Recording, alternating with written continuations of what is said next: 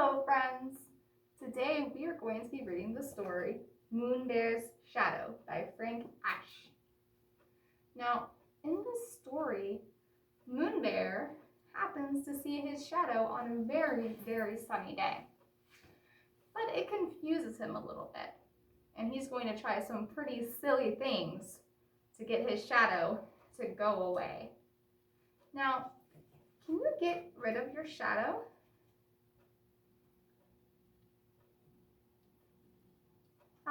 What are the things you think that he's going to do to get rid of his shadow? Let's read and find out, see what this silly bear does, all right? One day, Bear went down to the pond with his fishing pole and a big can of worms. While he was putting a worm on his hook, he looked down and saw a big fish. I'm going to catch that fish, thought Bear to himself. Do you see it? But when Bear stood up to throw his line in the water, his shadow scared the big fish away. Go away, Shadow, cried Bear. But Bear's shadow would not go away. Okay, said Bear. If you won't go out on your own, then I'll just have to get rid of you. And he put down his fishing pole and began to run. He ran around the pond. When he got to the other side, he kept on running. What is he trying to do? He's trying to get rid of his shadow, right? He's trying to run far away so that he can go catch that fish. He ran through a field of flowers, jumped over the brook, and hid behind a tree. Good, thought Bear. Now Shadow can't find me. Do you see his shadow anymore? I can't see his shadow. What do you think that is?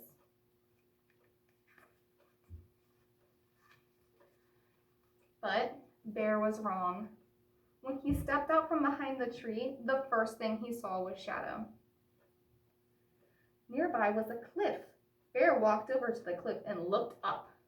I'll climb so high, Shadow won't be able to follow me, thought Bear. Do you think that's going to work? Bear climbed higher and higher until at last he pulled himself up to the top. Huffing and puffing, he smiled with pride. Then he looked down and saw Shadow. Oh my goodness, that shadow is just following him everywhere, isn't it? Now Bear was very annoyed, so he went home and got a hammer and some nails to nail his shadow to the ground. He hammered and hammered and hammered, but no matter how many nails he hammered, he couldn't nail his shadow to the ground. Can you nail a shadow? Why or why not? I can't nail him down, thought Bear. Maybe I can bury him. So he got his shovel and dug a hole. When the hole was deep and wide, he let his shadow fall into the hole. So he moved and his shadow went in the hole.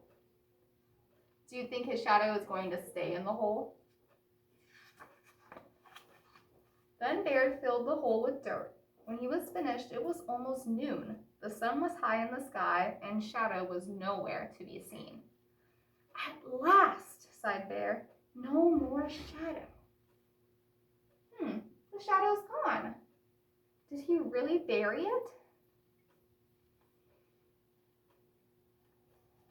When you take some things, like an object, which is something solid like we are, or this book or anything like that, and you shine light straight down on it, and you look down, it's not going to have a shadow anymore. You'll have a shadow if you move it, but since the sun is right up above Bear, his shadow looks like it's gone. So the flashlight was the sun in that scenario that I just showed you. So since the sun is right above him, straight down, he doesn't see his shadow anymore. So he thinks he buried it. But now Bear was very tired. So he went inside and took a little nap. While he slept, time passed, and the sun once again cast shadows everywhere. So just like I said before, this was the sun. It was straight down.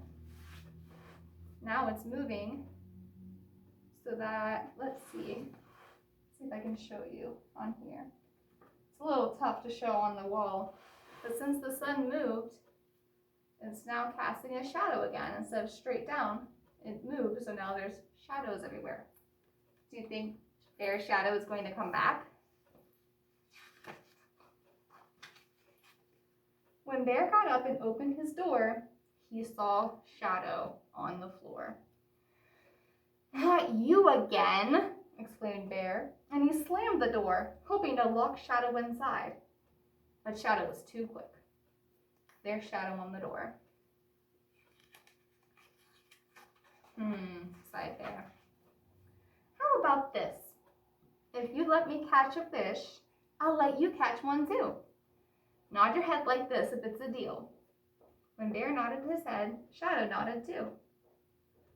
Of course he nodded his head, right? Because his shadow does exactly what he does. That's what shadows do. They follow your motions.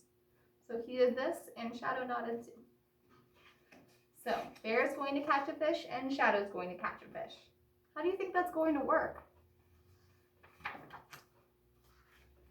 So Bear went back to the pond and once again threw his line in the water. By this time, the sun was in a different part of the sky, which made it easy for Shadow to keep his part of the deal. So again, since the sun moved, Shadow is now in a different place. When it was over here in the sky, his shadow was on this side, but now that the sun's over here, his shadow's on this side and not in the water. And when Bear caught that big fish, Shadow caught one too. So, Shadow caught a shadowfish, right? Because a fish is something that you can touch and feel and see, and you can't see any light through it. So it's going to cause a shadow.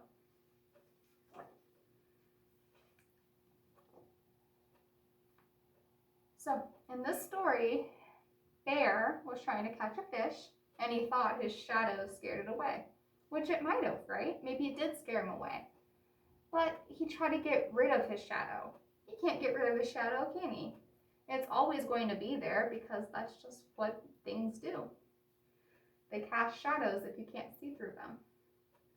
Now, if I were to shine it through something else, like a window, and if it's a clean window, there's not going to be a shadow because we can see through a window, right? So maybe if you're at home and you have a flashlight or a lamp or something, you can go around and see what might cast a shadow. Maybe your hand, a book,